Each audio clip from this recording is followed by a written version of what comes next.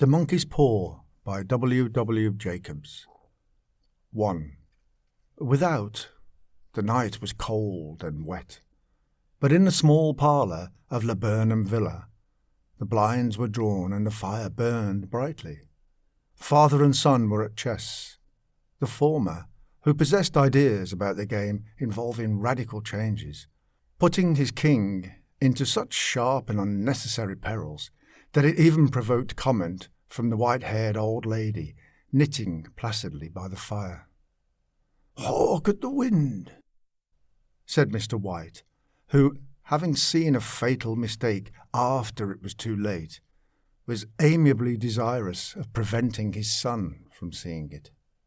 "I'm listening," said the latter, grimly surveying the board as he stretched out his hand. "Check." "I should hardly think that he'd come tonight," said his father, with his hand poised over the board. "Mate," replied the son. "That's the worst of living so far out," bawled Mr. White with sudden and unlooked-for violence. "Of all the beastly, slushy, out-of-the-way places to live in, this is the worst. The pathway's a bog, and the road's a torrent. I don't know what people are thinking about. I suppose because only 2 houses in the road are let, they think it doesn't matter." "Never mind, dear," said his wife soothingly. "Perhaps you'll win the next one." Mr. White looked up sharply, just in time to intercept a knowing glance between mother and son. The words died away on his lips, and he hid a guilty grin in his thin grey beard. "There he is," said Herbert White, as the gate banged too loudly and heavy footsteps came toward the door. The old man rose with hospitable haste, and, opening the door, was heard condoling with the new arrival.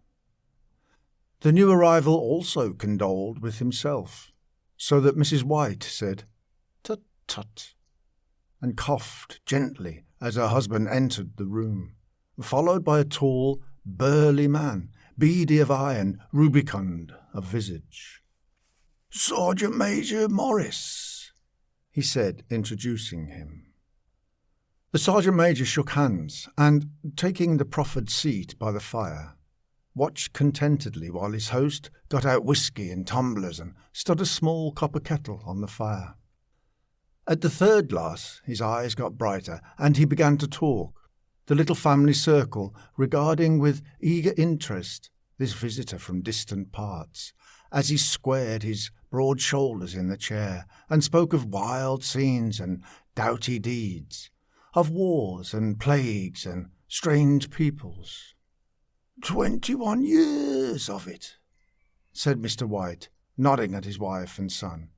"When he went away, he was a slip of a youth in the warehouse. Now look at him."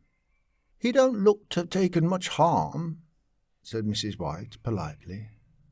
"I'd like to go to India myself," said the old man, "just to look round a bit, you know." "Better where you are," said the Sergeant Major, shaking his head.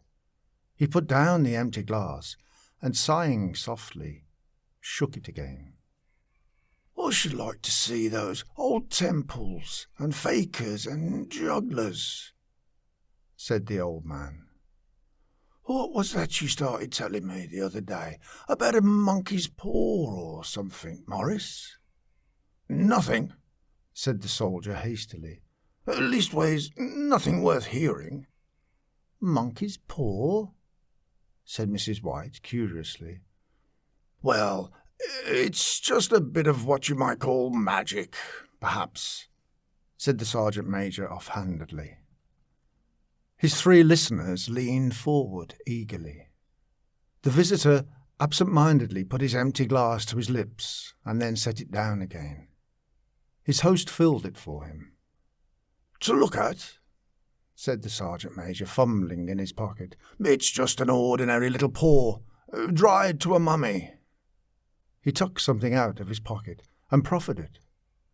Mrs. White drew back with a grimace, but her son, taking it, examined it curiously. "And what is there special about it?" inquired Mr. White, as he took it from his son, and having examined it, placed it upon the table. "It had a spell put on it by an old faker," said the sergeant major, "a very holy man. He wanted to show that fate ruled people's lives, and that those who interfered with it did so to their sorrow. He put a spell on it so that 3 separate men could each have 3 wishes from it." His manner was so impressive that his hearers were conscious that their light laughter jarred somewhat. "Well, why don't you have 3, sir?" said Herbert White cleverly. The soldier regarded him in the way that middle age is wont to regard presumptuous youth. "I have," he said quietly, and his blotchy face whitened. "And did you really have the 3 wishes granted?" asked Mrs. White. "I did," said the sergeant major, and his glass tapped against his strong teeth. "And has anybody else wished?" persisted the old lady. "The first man had his 3 wishes, yes," was the reply. "I don't know what the first 2 were, but the third was for death. That's how I got the ball." His tones were so grave that a hush fell upon the group. "If you've had your 3 wishes, it's no good to you now then, Morris," said the old man at last. "What do you keep it for?" The soldier shook his head. "Fancy, I suppose," he said slowly. "I did have some idea of selling it, but I don't think I will. It's caused enough mischief already. Besides, people won't buy. They think it's a fairy tale, some of them, and those who do think anything of it want to try it first and pay me afterward. If you could have another 3 wishes," said the old man, eyeing him keenly, "would you have them?"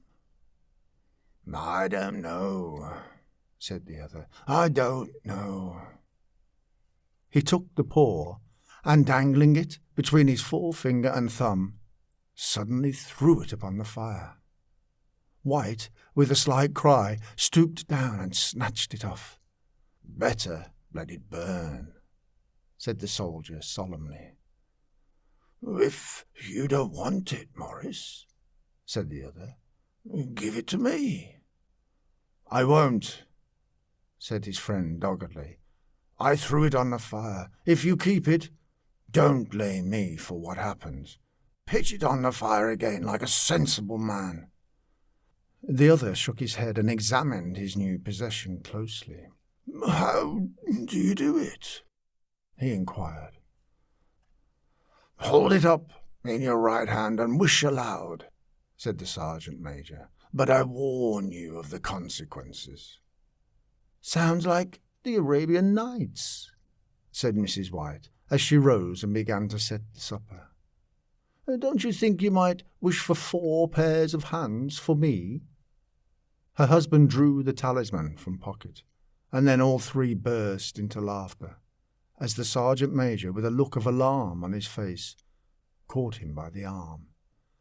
"If you must wish," he said gruffly, "wish for something sensible." Mr. White dropped it back in his pocket, and placing chairs, motioned his friend to the table. In the business of supper, the talisman was partly forgotten, and afterward the 3 sat listening in an enthralled fashion to a second instalment of the soldier's adventures in India.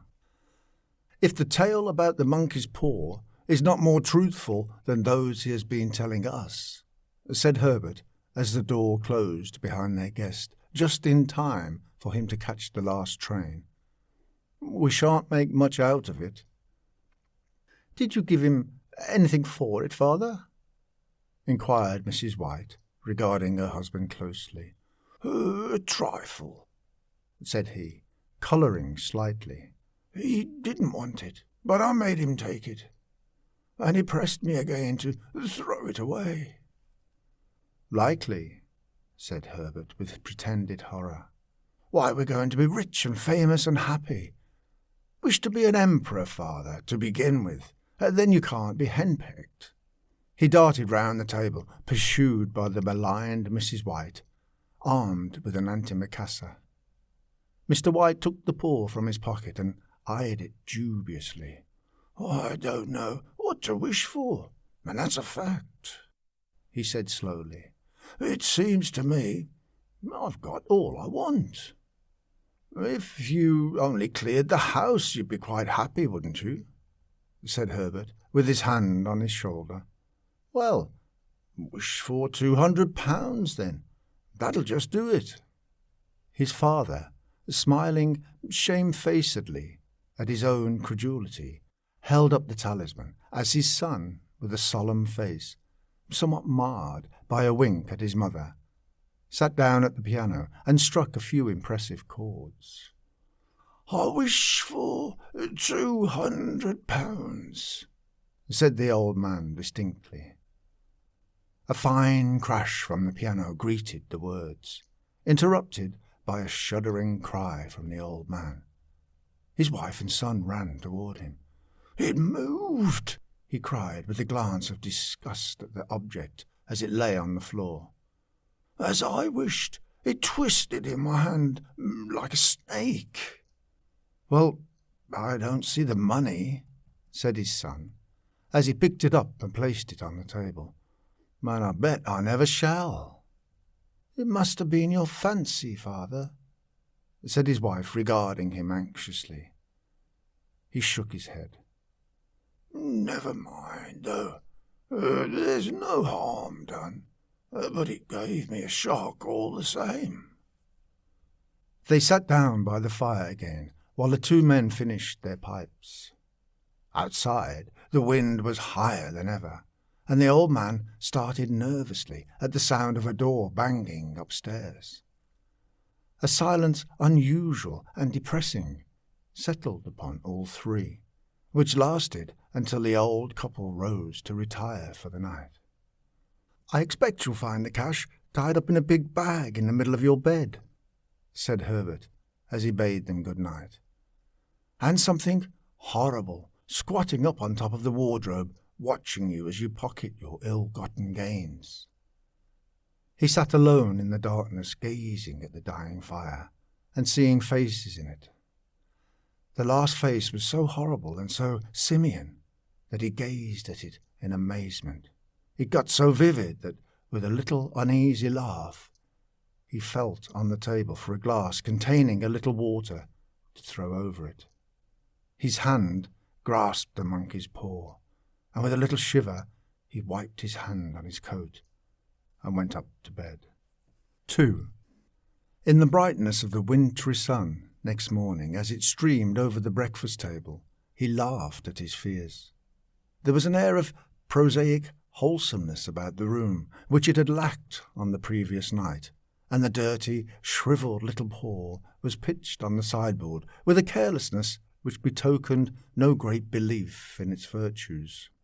"I suppose all old soldiers are the same," said Mrs. White. "The idea of our listening to such nonsense. How could wishes be granted in these days? And if they could, how could £200 hurt you, father?" "Might drop on his head from the sky," said the frivolous Herbert. "Morris said things happen so naturally," said his father, "that you might, if you so wished, attribute it to coincidence." "Well, don't break into the money before I come back," said Herbert, as he rose from the table. "I'm afraid it'll turn you into a mean, avaricious man, and we shall have to disown you." His mother laughed, and following him to the door, watched him down the road, and returning to the breakfast table, was very happy at the expense of her husband's credulity, all of which did not prevent her from scurrying to the door at the postman's knock, nor prevent her from referring somewhat shortly to retired sergeant-majors of bibulous habits when she found that the post brought a tailor's bill. Herbert will have some more of his funny remarks, I expect, when he comes home, she said, as they sat at dinner. I dare say, said Mr. White, pouring himself out some beer. But for all that, the thing moved in my hand, that I'll swear to. You thought it did, said the old lady soothingly. I say it did, replied the other. There was no thought about it. I had just... What's the matter? His wife made no reply. She was watching the mysterious movements of a man outside, who, peering in an undecided fashion at the house, appeared to be trying to make up his mind to enter. In mental connection with the £200, she noticed that the stranger was well dressed and wore a silk hat of glossy newness. 3 times he paused at the gate and then walked on again. The 4th time he stood with his hand upon it, and then with sudden resolution flung it open and walked up the path. Mrs. White at the same moment placed her hands behind her and hurriedly, unfastening the strings of her apron, put that useful article of apparel beneath the cushion of her chair. She brought the stranger, who seemed ill at ease, into the room. He gazed at her furtively and listened in a preoccupied fashion as the old lady apologized for the appearance of the room and her husband's coat, a garment which he usually reserved for the garden. She then waited, as patiently as her sex would permit, for him to broach his business. But he was at first strangely silent. I was asked to call, he said at last, and stooped and picked a piece of cotton from his trousers. I come from Moore and Muggins. The old lady started. Is anything the matter? She asked, breathlessly. Has anything happened to Herbert? What is it? What is it? Her husband interposed. There, mother, he said hastily. Sit down, and don't jump to conclusions. You've not brought bad news, I'm sure, sir. And he eyed the other wistfully. I'm sorry, began the visitor. Is he hurt? Demanded the mother wildly. The visitor bowed in assent. Badly hurt, he said quietly, but he is not in any pain. Oh, thank God, said the old woman, clasping her hands. Thank God for that, thank... She broke off suddenly, as the sinister meaning of the assurance dawned upon her, and she saw the awful confirmation of her fears in the other's averted face. She caught her breath, and turning to her slower-witted husband, laid her trembling old hand upon his. There was a long silence. He was caught in the machinery, said the visitor at length in a low voice. Caught in the machinery? Repeated Mr. White in a dazed fashion. Yes. He sat staring blankly out at the window, and taking his wife's hand between his own, pressed it, as he had been wont to do in their old courting days nearly 40 years before. He was the only one left to us, he said, turning gently to the visitor. It is hard. The other coughed, and rising, walked slowly to the window. The firm wished me to convey their sincere sympathy with you in your great loss, he said, without looking round. I beg that you will understand I am only their servant and merely obeying orders. There was no reply. The old woman's face was white, her eyes staring, and her breath inaudible. On the husband's face was a look such as his friend the sergeant might have carried into his first action. I was to say that Moore and Meggins disclaim all responsibility, continued the other. They admit no liability at all, but in consideration of your son's services, They wish to present you with a certain sum as compensation." Mr. White dropped his wife's hand and, rising to his feet, gazed with a look of horror at his visitor. His dry lips shaped the words. "How much?"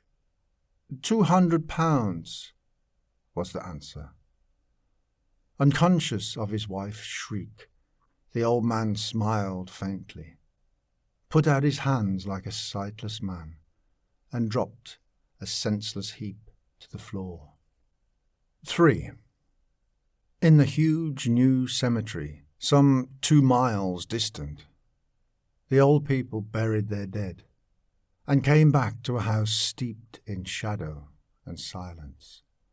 It was all over so quickly that at first they could hardly realize it, and remained in a state of expectation, as though of something else to happen, something else which was to lighten this load, too heavy for old hearts to bear. But the days passed, and expectation gave place to resignation, the hopeless resignation of the old, sometimes miscalled apathy. Sometimes they hardly exchanged a word, for now they had nothing to talk about, and their days were long to weariness. It was about a week after that the old man, waking suddenly in the night, stretched out his hand and found himself alone. The room was in darkness, and the sound of subdued weeping came from the window. He raised himself in bed and listened. "Come back," he said tenderly. "You will be cold." "It is colder for my son," said the old woman, and wept afresh. The sound of her sobs died away on his ears. The bed was warm, and his eyes heavy with sleep. He dozed fitfully, and then slept until a sudden wild cry from his wife awoke him with a start. "The paw!" she cried wildly. "The monkey's paw!" He started up in alarm. Where is it? What's the matter?" She came stumbling across the room toward him. "I want it," she said quietly. "You've not destroyed it?" "It's in the parlour, on the bracket," he replied, marvelling. "Why?" She cried and laughed together, and bending over kissed his cheek. "I only just thought of it," she said hysterically. "Why didn't I think of it before? Why didn't you think of it?" "Think of what?" he questioned. "The other 2 wishes," she replied rapidly. "We've only had one." "Was not that enough?" he demanded fiercely. "No," she cried triumphantly. "We'll have one more. Go down and get it quickly, and wish our boy alive again."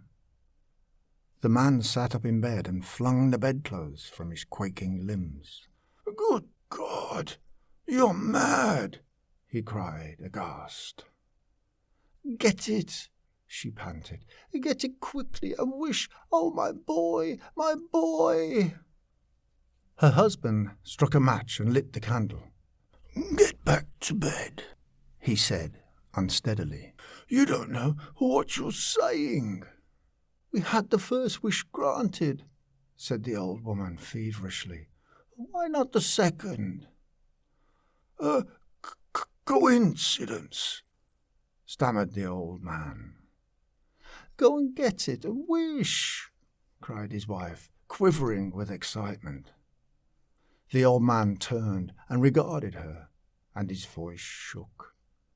"He has been dead 10 days, and besides, I would not tell you else, but I could only recognize him by his clothing. If he was too terrible for you to see then, how now?" "Bring him back," cried the old woman, and dragged him toward the door. "Do you think I fear the child I have nursed?" He went down in the darkness and felt his way to the parlour. and then to the mantelpiece.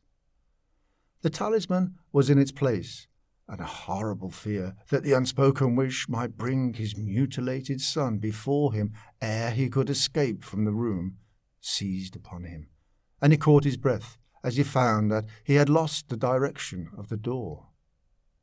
His brow cold with sweat, he felt his way round the table and groped along the wall until he found himself in the small passage with the unwholesome thing in his hand. Even his wife's face seemed changed as he entered the room. It was white and expectant, and to his fears seemed to have an unnatural look upon it. He was afraid of her. "Wish," she cried in a strong voice. "It is foolish and wicked," he faltered. "Wish," repeated his wife. He raised his hand. "I wish my son alive again." The talisman fell to the floor, and he regarded it fearfully. Then he sank trembling into a chair as the old woman, with burning eyes, walked to the window and raised the blind. He sat until he was chilled with the cold, glancing occasionally at the figure of the old woman peering through the window. The candle end, which had burned below the rim of the china candlestick, was throwing pulsating shadows on the ceiling and walls until, with a flicker larger than the rest, it expired. The old man, with an unspeakable sense of relief at the failure of the talisman, crept back to his bed, and a minute or two afterward the old woman came silently and apathetically beside him. Neither spoke, but lay silently listening to the ticking of the clock. A stair creaked, and a squeaky mouse scurried noisily through the wall. The darkness was oppressive, and after lying for some time screwing up his courage, he took the box of matches and, striking one, went downstairs for a candle. At the foot of the stairs the match went out, and he paused to strike another. And at the same moment a knock, so quiet and stealthy as to be scarcely audible, sounded on the front door. The matches fell from his hand and spilled in the passage. He stood motionless, his breath suspended until the knock was repeated. Then he turned and fled swiftly back to his room and closed the door behind him. A third knock sounded through the house. "What's that?" cried the old woman, starting up. "A rat," said the old man in shaking tones. "A rat. It passed me on the stairs." His wife sat up in bed listening. A loud knock resounded through the house. "It's Herbert!" she screamed. "It's Herbert!" She ran to the door, but her husband was before her, and catching her by the arm held her tightly. "What are you going to do?" he whispered hoarsely. "It's my boy! It's Herbert!" she cried, struggling mechanically. "I forgot. It was 2 miles away. What are you holding me for? Let go! I must open the door!" "For God's sake, don't let it in!" cried the old man, trembling. "You're afraid of your own son!" she cried, struggling. "Let me go! I'm coming, Herbert! I'm coming!" There was another knock, and another. The old woman, with a sudden wrench, broke free and ran from the room. Her husband followed to the landing and called after her appealingly as she hurried downstairs. He heard the chain rattle back and the bottom bolt drawn slowly and stiffly from the socket. Then the old woman's voice, strained and panting. "The bolt!" she cried loudly. "Come down! I can't reach it!" But her husband was on his hands and knees, groping wildly on the floor in search of the paw. If he could only find it before the thing outside got in. A perfect fusillade of knocks reverberated through the house, and he heard the scraping of a chair as his wife put it down in the passage against the door.